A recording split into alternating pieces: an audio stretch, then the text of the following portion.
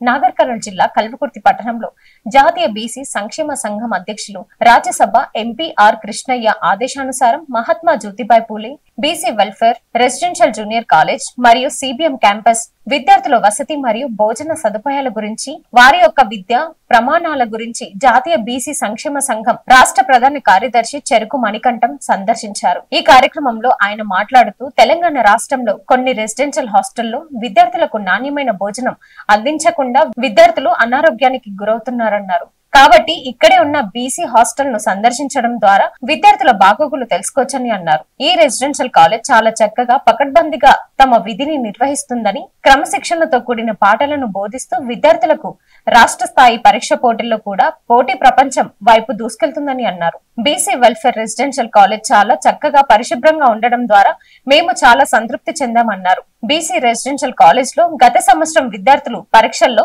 ఉత్తమమైన ర్యాంకులు సాధించారని ప్రిన్సిపల్ తెలిపారు.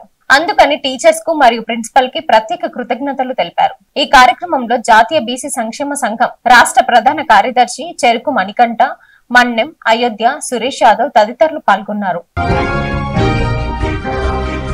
రంగారెడ్డి జిల్లా షేర్లింగంపల్లి నియోజకవర్గ పరిధిలో 106 డివిజన్ లో గత బీఆర్ఎస్ పాలనలో 10 సంవత్సరాల పాటు Lingampalli underpass railway bridge మరమ్మతులు చేపట్టకపోవడంతో ఉద్యోగస్తులతో పాటు వ్యాపారవేత్తలు ఈ బ్రిడ్జ్ దగ్గర నుండి వెళ్లేవారు. గత కొన్ని రోజుల నుండి భారీ వర్షాలకు రోడ్లు గుంతలుగా మారడంతో స్థానిక ఎమ్మెల్యేలు, కార్పొరేటర్లు పట్టించుకోవట్లేదని వాహనదారులు వాపోతున్నారు. తెలంగాణ రాష్ట్ర ముఖ్యమంత్రి రేవంత్ రెడ్డి చర్యలు తీసుకొని రోడ్డు బాధ్యతలు తీసుకోవాలని ప్రజలు కోరారు. రంగారెడ్డి జిల్లా షేర్లింగంపల్లి నియోజకవర్గ పరిధిలో 106 డివిజన్ లో గత బీఆర్ఎస్ పాలనలో 10 సంవత్సరాల పాటు Lingampalli underpass railway bridge మరమ్మతులు చేపట్టకపోవడంతో ఉద్యోగస్తులతో పాటు వ్యాపారవేత్తలు ఈ బ్రిడ్జ్ దగ్గర నుండి వెళ్లేవారు. గత కొన్ని రోజుల నుండి భారీ వర్షాలకు రోడ్లు గుంతలుగా మారడంతో స్థానిక ఎమ్మెల్యేలు, కార్పొరేటర్లు పట్టించుకోవట్లేదని వాహనదారులు వాపోతున్నారు. తెలంగాణ రాష్ట్ర ముఖ్యమంత్రి రేవంత్ రెడ్డి చర్యలు తీసుకొని రోడ్డు బాధ్యతలు తీసుకోవాలని ప్రజలు కోరారు. తెలంగాణ ఉద్యమ స్ఫూర్తి ప్రదాత సిద్ధాంతికర్త ప్రొఫెసర్ జయశంకర్ సార్ గారి 91వ జయంతిని పురస్కరించుకొని బుధవారం నాడు గచ్చిబౌలి డివిజన్ ఖాజాగూడలోని బీఆర్ఎస్ పార్టీ కార్యాలయంలో జయశంకర్ చిత్రపటానికి షేర్లింగంపల్లి సీనియర్ నాయకులు, గచ్చిబౌలి డివిజన్ మాజీ కార్పొరేటర్ సాయిబాబా ఘనంగా నివాళులర్పించారు.